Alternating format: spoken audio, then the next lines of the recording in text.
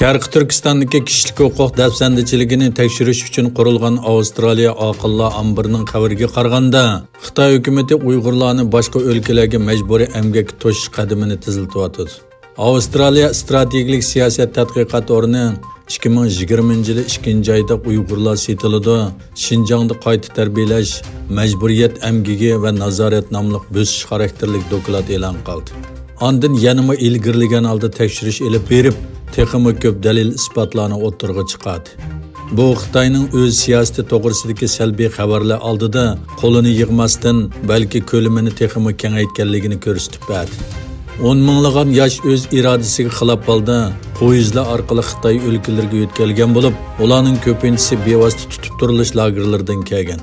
Hukumat yuklagan ig'ir vazifalarni o'rindash uchun texmi ko'p Uyg'urlar Xitoy o'lkalariga zavodlarga to'shilib, g'arbdagi dangli shirkatlarga tovar ishlab chiqarishga selingan. Dokladning sonliq ma'lumotlarida ko'rsatilishicha, yer sharidagi 83 dangli marka ta'minlash zanjiridagi ma'lum bo'lakda Uyg'urlarni majburiy emgak silishdan naf olgan. Ular Yevropadagi 9 shirkatni o'z ichiga olgan dunyoning har qaysi joylaridagi nurg'un mo'yim texnik shirkatlari, mashina shirkatlari va kiyim-kechak shirkatlarini o'z ichiga oladi.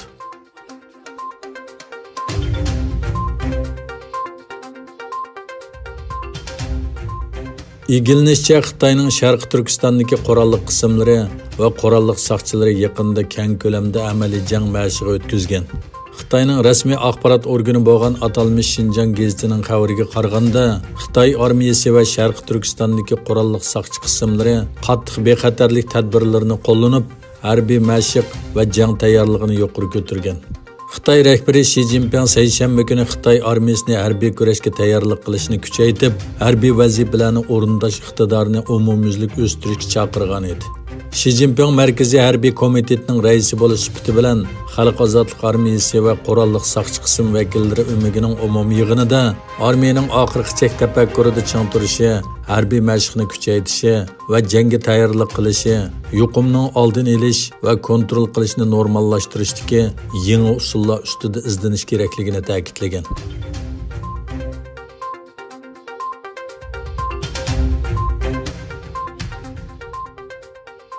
Amerikaning Hong Kongning alayda o'rinni oxirlashtirganiga qarata Xitoy buning mag'lub bo'lishini o'ttirg'a qo'ydi. Xitoyning mo'yim gazetlarining biri bo'lgan Xalq gazetida e'lon qilingan bosh maqolada barliq Xitoylar chet el kuchlarining Hong Kong ishlariga aralashishiga qat'iy qarshi turdi deyildi. Maqolada yana mundaq deyildi: Hong Kong masalasiga bo'lgan bu zo'migarlik pozitsiyasi Xitoyning ichki ishlariga zo'r darajada daxl qildi. Mag'lubiyatga mahkum bo'lgan bu harakatdan Xitoy xalqi qo'rqmaydi.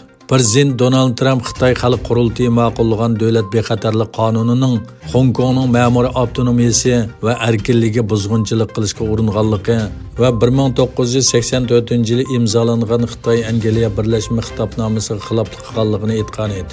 Trump Xitoyning yaqinqi harakatlari Hong Kongning endi avtonom rayon emasligini ko'rsatib berdi.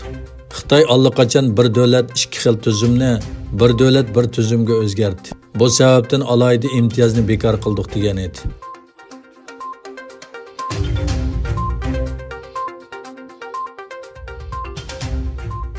SpaceX shirkati va Amerika Aviatsiya va Olam qatnashi idorasi NASAning hamkorligi bilan dunyoning orbitasiga avatilgan olam kemisida ikki olam uchquvchisi Falcon 9 raketasi bilan olam bo'shlig'iga avatildi.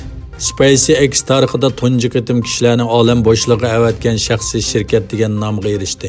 Qo'yib berish murosimi tunugun Amerika Florida shtatidagi Kennedy olam bo'shligi markazida o'tkazildi. NASAning ikki olam uchquvchisi SpaceX raketasi bilan xalqaro olam punktiga avatildi. Taxminan 19 soatdan keyin ikki olam uchquvchisi xalqaro olam punktiga yetib bordi.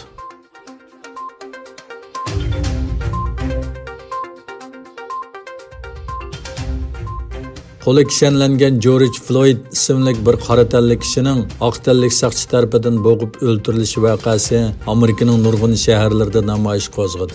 Amerika prezidenti Donald Trump tinch namoyishni qo'llaydiganligini aytdi. Lekin bu ahvolning qalaymiqonchilik va malamonchilikqa petib qilishga yo'l qo'ymaydiganligini ogohlantirdi. George Floydning o'limi Minnesota shtatining Minneapolis shahrida va boshqa joylarda texmi ko'p namoyish qo'zg'agandan keyin Trump Twitterda zo'rur tepilganda askar avatadiganligini bildirdi.